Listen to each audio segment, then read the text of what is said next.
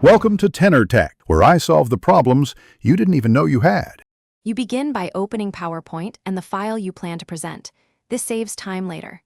Connect your external display or projector and set the system to extend. That separates your screens. Next, go to the Slideshow tab and enable Use Presenter View so notes and controls stay on your laptop. Once done, click from Beginning or Current Slide. This launches the audience view on the projector and your private presenter tools on the laptop. Now you must make sure each display is assigned correctly, because wrong assignment shows notes to the audience.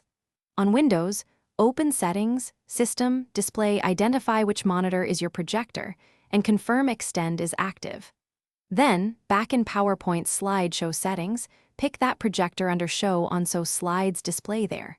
Make sure your laptop shows the notes, timer, and upcoming slide. This confirms presenter tools are private and functioning as intended before you begin. To finish, start the slideshow and quickly confirm the external display shows full screen slides while your laptop shows the presenter interface.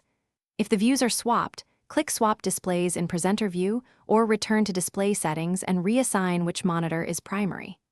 If Presenter View still fails, close PowerPoint, disconnect and reconnect the cable, then reopen the file. That often resets detection. If problems persist, restart the computer.